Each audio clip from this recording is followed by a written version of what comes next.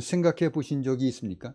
구원받은 성도들의 가장 큰 특징은 무엇이라고 생각하십니까? 구원받은 성도들의 가장 큰 특징은 무엇입니까? 그런 노래가 있죠. 아리송해. 예. 그만큼 생각하지 않고 지내왔다는 겁니다. 그죠? 우리가 하나님의 사랑을 입은 자, 하나님의 부르심을 입은 자라는 가장 큰 특징은 우리가 하나님을 사랑하고 있는 모습을 보이는 것입니다. 하나님을 사랑하고 있다는 것을 우리 삶에서 실천하는 것.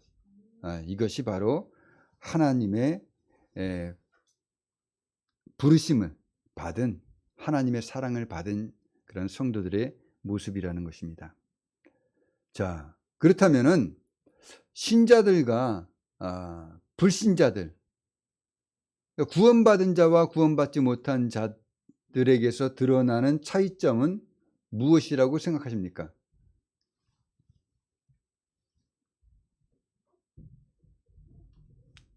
우린 너무나 큰 믿음을 가지고 힘차게 살아왔기 때문에 이런 차이점을 별로 생각해 보지 않았어요. 그렇죠? 그냥 나는 오직 믿음의 길, 다른 거 관계없이 오직 믿음의 길만 간다. 이렇게 여러분들은 힘차고 당당하게 살아왔습니다. 주변을 둘러보지 않고 좌로나 우로나 치우치지 않고 오직 주의 뜻대로 주의 길을 간 여러분들입니다. 그래서 그런 거 생각하지 않았어요. 그죠? 알고 있습니다. 예. 알고 있어요. 왜냐? 여러분은 다 하나님 앞에 정말 하나님의 말씀을 다 지켰잖아요. 그죠? 차이점이 그겁니다. 하나님의 법에 순종하느냐, 하나님의 법에 순종하지 않느냐. 즉 하나님을 사랑하기 때문에 하나님의 법에 굴복하느냐, 하나님과 원수가 되어 하나님께 굴복하지 않느냐, 이 차이입니다. 로마서 8장 7절에 이 말씀이 있었습니다. 우리 한번 이 말씀을 다시 한번 되새겨 봅시다. 육신의 생각은 하나님과 원수가 되나니 이는 하나님의 법에 굴복하지 아니할 뿐 아니라 할 수도 없습니다. 육신의 생각은 하나님과 원수가 됩니다. 왜냐하면 하나님의 법에 굴복하지 않고 할 수도 없기 때문입니다. 복음의 진리는 자연의 영역 넘어, 우리 육신의 영역 너머에 있는 것이기 때문에 인간의 귀와 눈과 마음과 이성과 지식과 같은 인간의 영역으로는 결코 알 수가 없습니다. 복음의 진리는 오직 하나님의 성령으로 우리에게 믿어지게 한 것이며 그리고 우리에게 계시되어진 것이지 인간 이성으로는 하나님의 진리를 찾아낼 수가 없다는 것입니다. 자, 제가 이바라는 데를 정말 오랜만에 옮겼습니다. 원래 남성 미용실에 다녔는데 이 미용실은 손님이 없어요. 우리 동네에서 제일 저렴합니다. 현금 내면 10,000원이에요. 그러니까 손님이 있으면 에어컨을 틀고 손님이 없으면 에어컨을 틀지 않습니다. 겨울에도 똑같아요. 난방기가 돌아가지 않아요. 그래서 처음에 들어가면은 여름에는 덥고 겨울에는 추워요. 머리 깎느냐 이제 가운을 위로 덮잖아요. 그죠? 가운을 머리 깎기 위해서 가운을 위에 덮잖아요. 안 덮어요, 여러분들은? 네. 그렇죠. 근데 머리를 다 깎을 때쯤 되어서야 이제 시원해졌구나. 이걸 알게 됩니다. 겨울에는 이제 따뜻해졌구나. 이렇게 되는 것입니다. 근데 정말 가격이 저렴해요. 또 처음에는 머리를 정말 잘 다듬어 줬어요. 모양이 잘 나와요. 그래서 거기서 머리를 딱 깎고 집에 가면은 우리 사모가 그랬습니다. 정말 잘 깎았다고 이런 얘기를 해요. 근데 어느 순간부터 달라져요. 그날의 컨디션에 따라서 매번 달라지는 겁니다. 오랫동안 이용했으면 그래도 맨날 깎는 게 똑같은 모양이거든요. 말도 안 해. 그냥 앉으면 자기가 알아서 깎아요. 그래서 오랫동안 했으니까 더 잘해줘야 되는데 들쭉날쭉하는 거예요. 예, 그래서 미용실을 옮겼어요. 좀 미안하지만. 근데 요즘 미용실은 다 예약제더라고요. 예. 그래서 한참 걸렸어요. 이곳저곳 막 머리 깎으러 갔다가 예약 손님만 받는다는 거예요. 그래서 한 30분을 헤맸어요. 30분을. 그러다가 한 곳에 가니까 손님은 있는데 한 30분만 기다리면 된대요. 그래서 거기 가서 이제 앉아서 머리를 손질했습니다. 어때요? 괜찮죠? 예. 좀 괜찮지 않아요? 좀 감탄사 좀 해보세요. 아, 참나. 좀 그런 게 있어야 되는 겁니다. 감탄을 하고, 그래야지.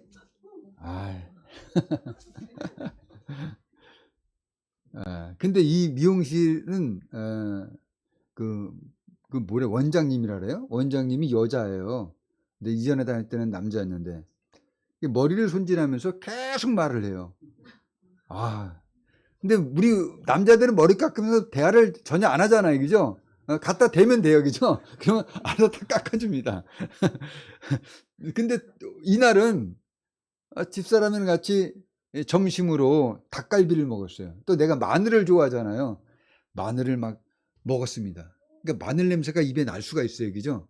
근데 입을 벌려 말하기가 굉장히 불편합니다. 혹시라도 마늘 냄새가 날까봐 입을 벌려서 말하기가 정말 힘들었어요. 근데 말을 계속 하니까 듣고만 있었습니다. 근데 이분이 말하면서 뭐라냐면 자기 엄마가 권사래요. 엄마가 계속 교회 가라고 하는데 자기 형제 자매들 중에서 교회 나가는 사람들이 한 명도 없대요. 그러면서 자기는 귀신이 있다는 걸 믿는데요. 그게 무당이 굿하는 거 뭐 이렇게 이야기하면서 얘기해요. 그러면서 자기도 어릴 때 교회에 나갔는데 그때 이제 교회 목사님이 귀신을 쫓아내는 걸 봤대요. 근데 귀신을 쫓아낼 때 엄청 냄새가 난대요. 그래서 내가 모르는 척하고 무슨 냄새가 나요? 이렇게 물었어요. 그랬더니 똥 냄새 같은 것이 난대요. 예. 미용실에서 그 파마하는 파마 냄새 있죠. 네. 그거보다 좀 더 지독해요.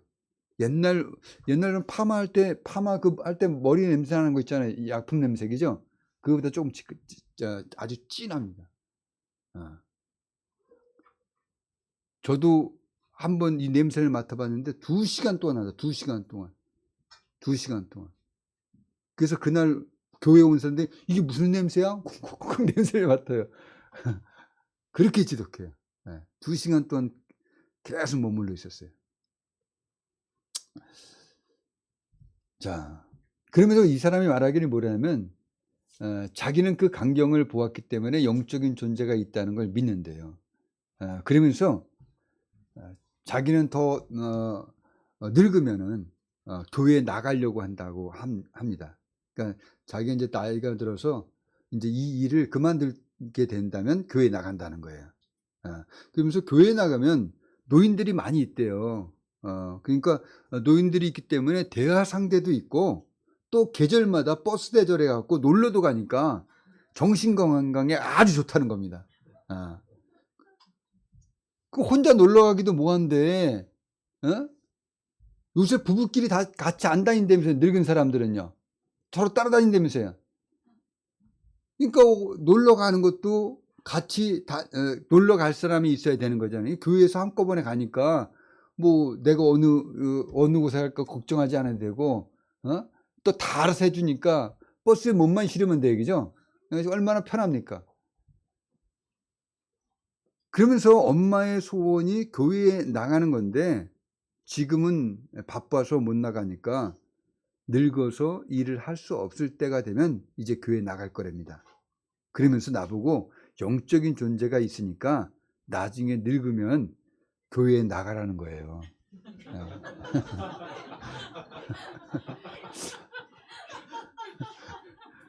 내가 한 49살처럼 보이죠? 그죠?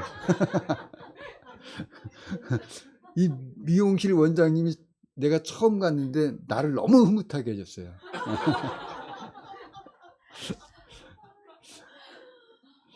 이분이 하는 말을 들으면서 어쨌거나 교회 가라고 권유를 받게 되니까 어떤 모양으로도 전도가 일어나는 거예요. 그죠? 예.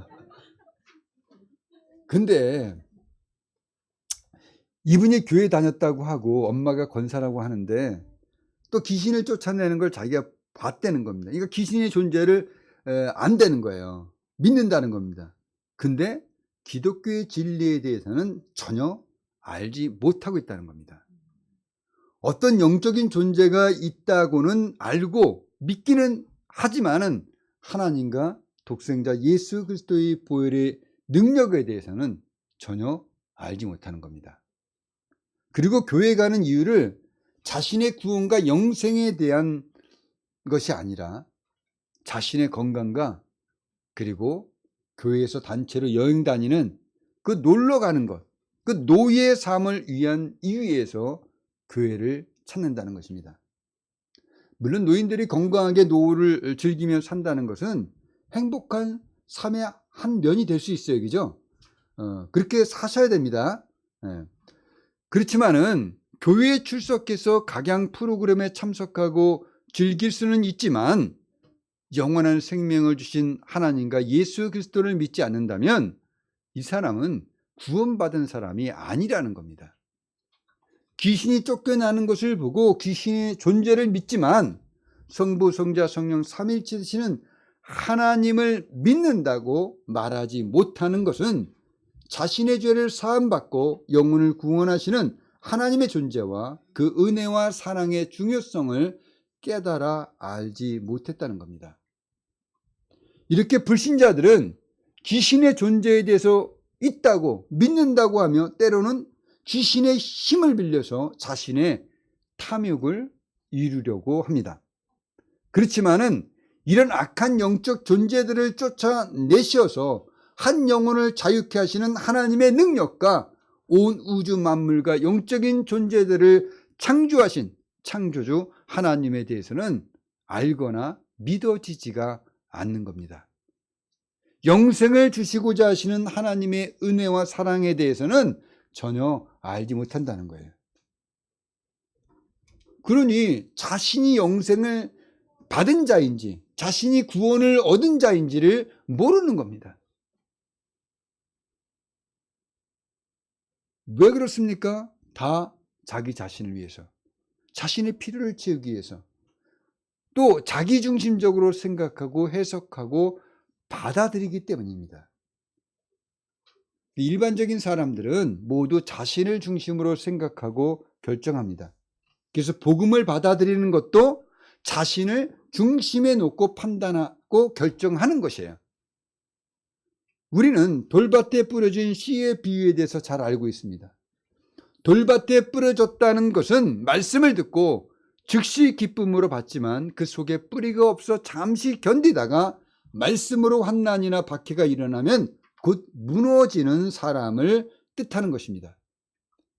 우리가 전도하면서 만나는 사람 중에는 교회 다녔다고 하는 사람들이 꽤 있습니다. 우리가 복음을 전할 때 나 교회 다녔어 예전에는 이렇게 말하는 사람들이 있어요. 근데 지금은 안 다닌다고 합니다. 왜 안 다니게 됐을까요? 복음 때문에 자신이 손해보거나 어떤 시련이나 환난을 견디지 못했기 때문일 수도 있어요. 처음에는 환대도 받고 친절하고 필요를 공급받았을 수도 있습니다. 자신이 받는 것에 대한 대단한 만족을 느끼며 그리스도인의 삶이 즐거웠을 수도 있어요. 그러나 시련과 환난과 박해가 일어나서 자신에게 피해가 생기고 힘들어지고 고통스러워지기 때문에 포기하게 되는 겁니다. 나의 자존심을 세워야 되는데 내가 존중받지 못하는 거예요. 내 마음대로 내가 갖고 있는 것에 대해서 인정받지 못하는 겁니다. 그래서 교회를 떠나는 겁니다. 그들은 그들의 자신의 중심에 예수 그리스도가 있는 것이 아니라 자신이 자신을 위해서 기대했던 것과는 다른 결과와 부담을 느끼게 되니까 교회를 다닐 필요가 없다고 말했거나 실망했다고 이렇게 말하면서 출석하지 않는 겁니다. 이것이 바로 하나님을 사랑하지 않는다는 증거가 되는 거예요. 어떤 사람들에게는 교회에서 만족하지 못하는 많은 것들이 있을 수 있습니다. 그러나 그들은 교회를 떠나지 않습니다. 왜냐하면 하나님을 사랑하기 때문입니다. 하나님이 부르셨기 때문입니다. 어떤 사람이 저한테 이렇게 물어봐요. 교회에서는 왜 이렇게 문제가 많이 생깁니까? 이렇게 물어봐요.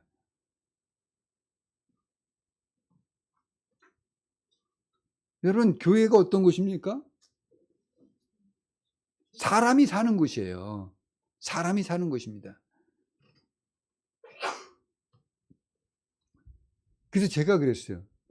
저도 하나님이 보시기에는 죄인 중에 한 사람입니다.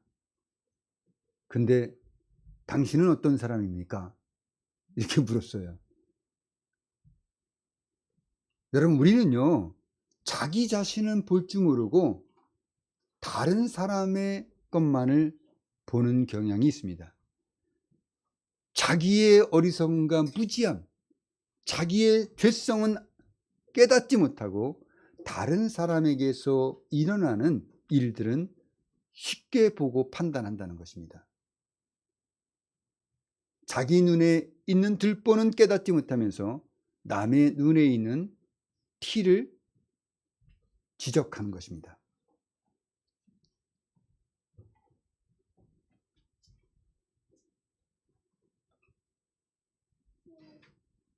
우리는 교회 안에 머물러 있습니다.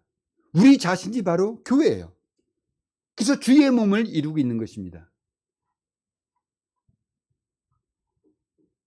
우리는 주의 몸으로부터 분리되거나 떨어져 나가지 않습니다.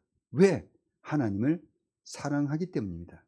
하나님이 나를 부르셨기 때문입니다.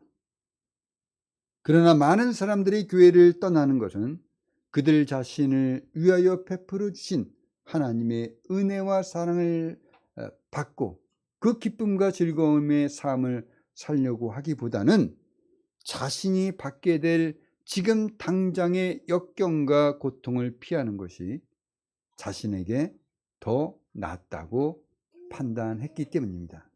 그래서 피해서 도망을 가는 겁니다.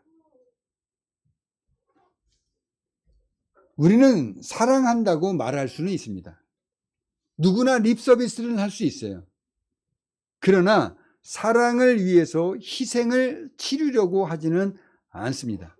대부분의 사람들이 사랑을 받으려고만 하지 사랑을 위하여 책임과 의무라는 이 부담을 자신이 지고 싶어 하지는 않는 것 같아요. 예수 그리스도는 우리가 아직 죄인 되었을 때 우리를 위하여 우리를 대신해서 죄값을 치러 주셨습니다. 그래서 우리가 의롭다함을 받게 된 것입니다. 영생을 소유하였고 하나님의 나라에서 하나님의 자녀로서 영원토록 살게 되는 복을 누리게 되었습니다. 내 능력으로는, 내 의로는 전혀 이룰 수 없는 불가능한 은혜를 입었고 사랑을 받은 것입니다. 이 사랑으로 영원한 심판의 장소인 유황불못에 떨어지지 않게 되었고 하나님의 나라로 옮겨져 영원한 안식을 누리게 된 거예요. 이 사랑을 입었다면 정말 이 사랑이 얼마나 소중한 사랑이고 이 사랑이 어떤 값을 치르고 나에게 온 것이라는 것을 알게 된다면, 깨닫게 되었다면 당연히 하나님을 사랑하고 예수 그리스도를 사랑할 줄 알아야 합니다. 예수 그리스도의 형상을 본받는 자녀가 되었기 때문에 우리도 이 세상에서 소망을 가지고 시련을 견디어 내는 것입니다. 하나님 아버지를 사랑하신 예수님께서 핍박과 고난을 이겨내며 자기 백성을 죄에서 구원하시기 위해서 하나님의 뜻에 순종하며 십자가에서 죽음에까지 이르시게 됩니다. 예수님은 십자가의 죽음이 얼마나 고통스러운 것인지를 알았어요. 그래서 매우 힘들어하셨습니다. 그 십자가를 피하고 싶었지만은 피하지 않았습니다. 십자가를 찌심으로 하나님에 대한 자신의 사랑을 보여주셨습니다. 우리도 하나님을 사랑한다면 예수 그리스도의 심성을 본받아 예수 그리스도의 형상을 본받은 자로서 우리가 환난과 고난이 있을지라도 하나님의 말씀에 순종하게 되는 것입니다. 하나님의 계명을 지키는 자가 되는 거예요. 이 내용을 요한복음 14장 21절에서 예수님께서 이렇게 말씀하십니다. 나의 계명을 지키는 자라야 나를 사랑하는 자니 나를 사랑하는 자는 내 아버지께 사랑을 받을 것이요 나도 그를 사랑하여 그에게 나를 나타내리라. 근데 많은 사람들이 자신이 경험한 그 감정을 근거로 자신의 믿음에 대해서 자신의 구원에 대해서 이야기합니다. 하나님이 나를 사랑한다는 그 믿음, 하나님이 나를 사랑한다는 것을 어떻게 하느냐? 나의 감정에 의지해서 알게 된다는 거예요. 또 자신이 하나님을 사랑한다는 걸 어떻게 하냐? 내 감정에 의지하는 거예요. 내 감정의 체험, 그것에 근거한 하나님의 사랑, 또 자신이 하나님을 사랑하는 것, 그 감정의 근거에서 이 사랑에 대해서 알게 된다는 것입니다. 다시 한번 말씀을 드리지만 많은 사람들이 사랑에 대한 어떤 희생도 치르지 않고 부담도 지려고 하지 않습니다. 오직 자신에게 자신이 좋다고 느껴지는 것을 받는 것만을 사랑이라고 합니다.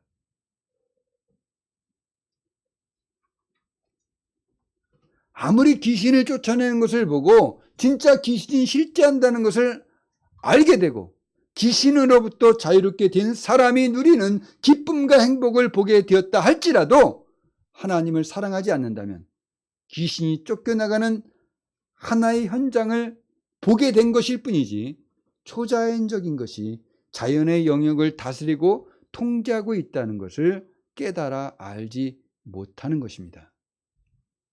그래서 귀신이라는 영적인 존재에 대해서는 알아도 하나님과 하나님의 은혜와 사랑, 예수 그리스도와 그 십자가의 보혈의 능력에 대해서는 알지도 믿지도 없는 거예요.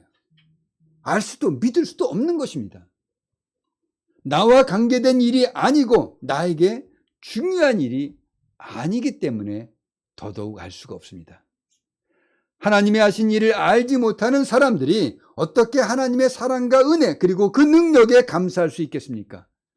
하나님이 나에게 주신 하나님의 선하심을 어떻게 알 수가 있으며 그 선하심에 보답하고 감사할 수 있겠습니까? 없는 것입니다. 그냥 단지 신기하고 놀라운 사건으로서 호기심만 가질 뿐이지 하나님과 하나님의 사랑에 대해서는 알 수가 없는 거예요. 지적인 욕구는 많을지라도 하나님을 사랑한다는 것, 하나님의 사랑을 받았다는 것에 대해서는 깨달아 알지를 못하는 것입니다.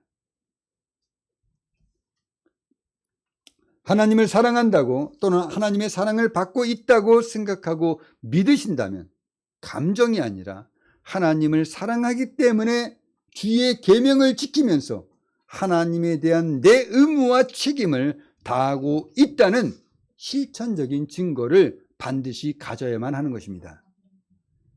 하나님을 사랑하는 사람은 자신의 인생에 모든 대적들로 인해서 어떠한 어려움이 닥친다고 할지라도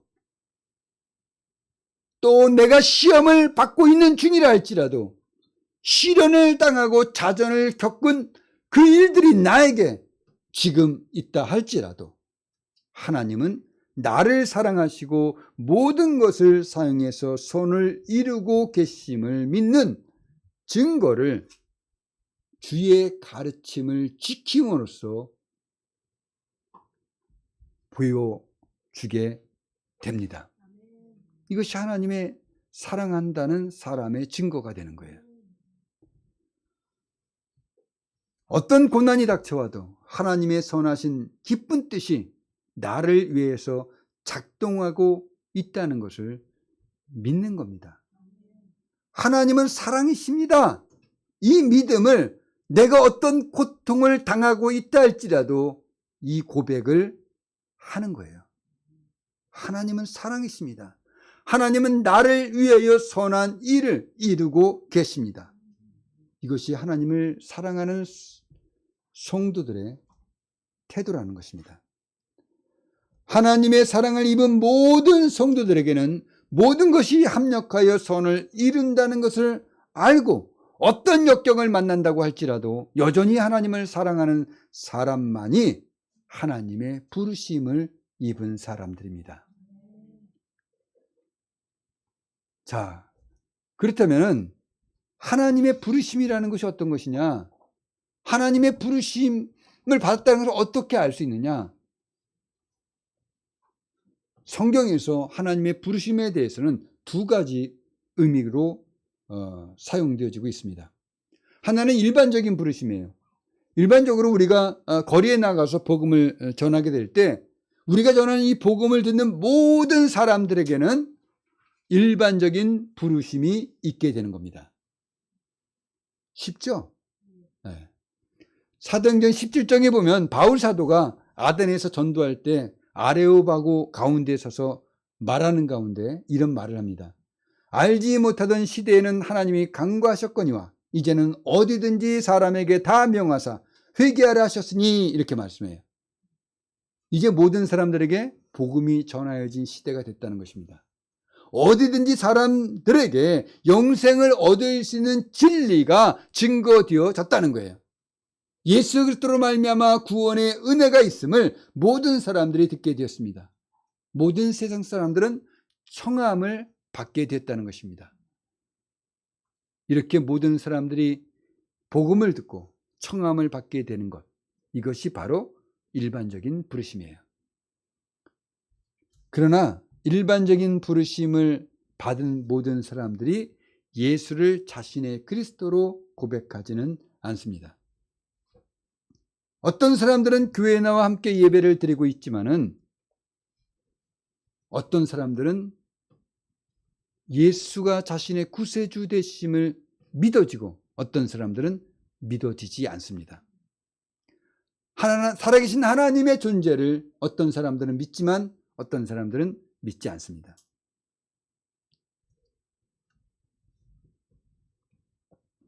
이렇게 복음의 반응을 보이지 않는 사람들에게까지 모든 것이 합력하여 선을 이루는 효과를 하나님께서는 약속하시지 않았습니다.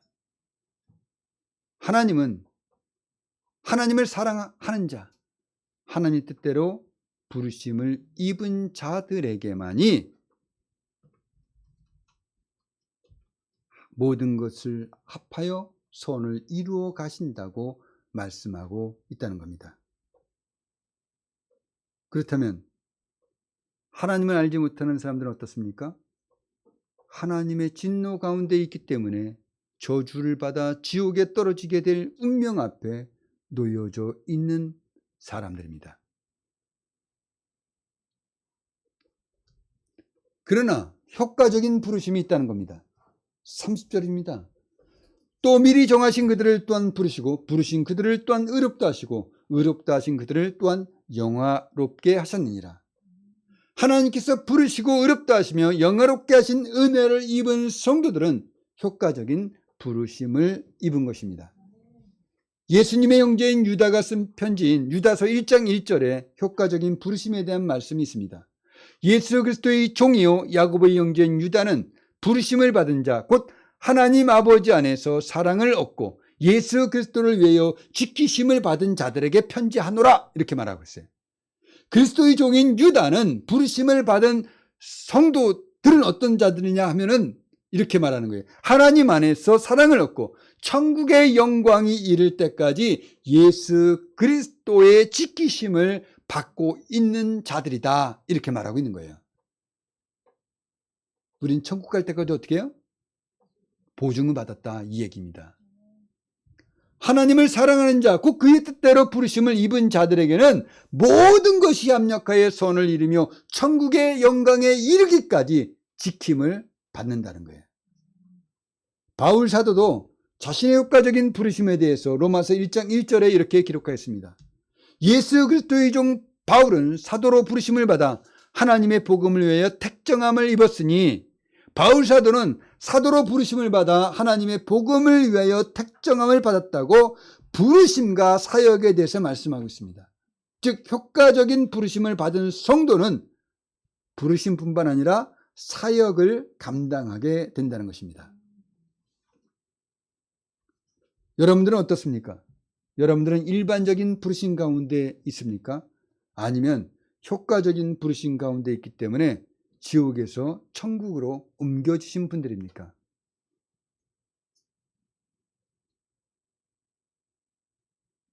또 아리송입니까? 여러분들은 하나님께 지은 자신의 죄를 깨달았습니까? 그 죄의 문제를 해결받기 위해서 예수 그리스도를 믿게 되었습니까? 하나님의 성령이 아니시면 이것을 알 수가 없습니다. 깨달을 수가 없어요. 성령을 받았다. 그리스도의 영을 받은 자들은 양자의 영을 받은 자들입니다. 성령을 받은 자들이에요. 하나님을 아버지라고 부르짖습니다. 효과적인 부르심을 받은 자들입니다. 이 세상 사람들은 자신들이 하나님께 죄를 지은 자라고 생각할 수도 없습니다. 생각하지도 않습니다. 왜냐하면 죄에는 형벌이 있기 때문에 두려워서 죄인이라고 말하지 못합니다. 두려워서 숨어버립니다. 그러나 유한 부르심을 받은 성도들은 하나님의 성령께서 깨닫게 해주시기 때문에 자신이 스스로 의로워질 수 없는 무능한 존재임을 깨닫게 돼요. 내가 이 세상을 살아갈 때 허물없는 존재로 살아갈 수 없다는 것을 알게 됩니다. 나의 약함이 있기 때문에 내가 완전하게 의로워질 수 없다는 자신의 무능함을 깨닫게 되는 거예요. 그래서 오직 예수 그리스도의 의를 전적으로 의지하게 됩니다. 성령께서 나사렛 예수가 하나님의 아들이라는 것을 믿게 하세요. 사람의 손에 의해서 십자가에 죽어가신 그 예수가, 사람들의 조롱을 받으며 멸시를 받은 그 예수가 자신의 죄값을 치러주신 구세주라는 것을 믿게 됩니다. 하나님의 아들 되심을 믿어지게 돼요. 부르심을 받은 사람들에게, 정말 효과적인 부르심을 받은 사람들에게는 이렇게 된다는 겁니다. 이 세상의 자연인들은 성경에 관심이 없습니다. 성경보다는 주식에 관한 책, 투자에 관한 정보, 비트코인의 들락날락을 살펴봅니다. 그런 데 더 관심이 많습니다. 성경에 담겨져 있는 진리에 대해 마음이 열리고 영의 눈이 띄어지지 못합니다. 그 성경에 기록되어진 그 말씀들이 하나님의 말씀으로 믿어지지 않습니다. 그러나 유한 부르심을 받은 성도는 부르심을 받게 되면서 성경에 관심을 갖게 됩니다. 하나님이 뭐라고 말씀하시는지를 알고 싶어요. 그래서 성경을 읽게 됩니다. 또 성경에 기록된 말씀들을 하나님의 말씀으로 믿으며 그 말씀을 받아들입니다. 순종하려고 해요. 성경은 사람이 줬어요. 사람이 써내려갔습니다. 그렇지만 하나님께서 그 사도들과 선지자들의 사용해서 성경을 기록했다는 것을 믿습니다. 하나님의 말씀으로 받아들이는 거예요. 그리고 그 말씀에 설득당하게 되는 겁니다.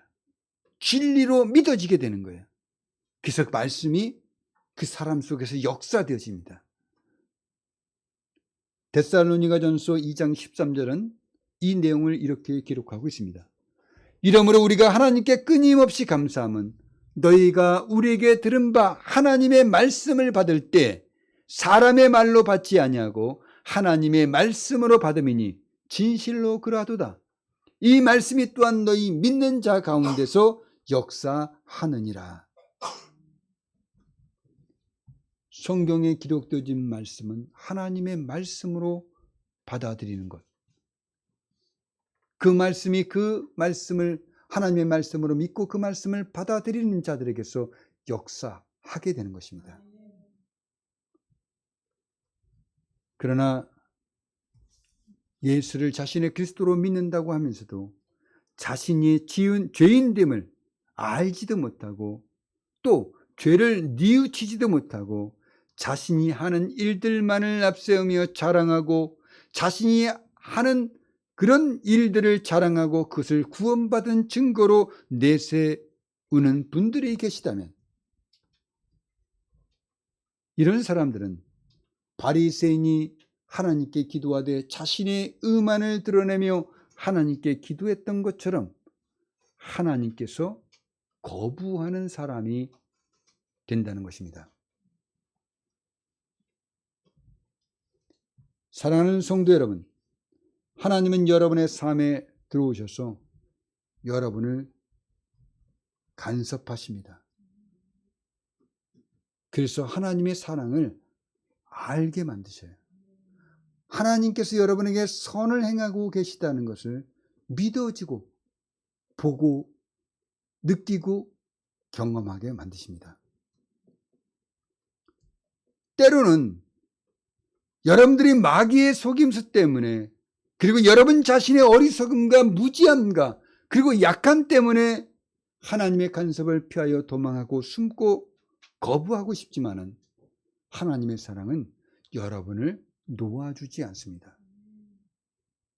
아담과 하와가 하나님을 피하여 숨었을 때 하나님은 그들에게 나타나셨습니다.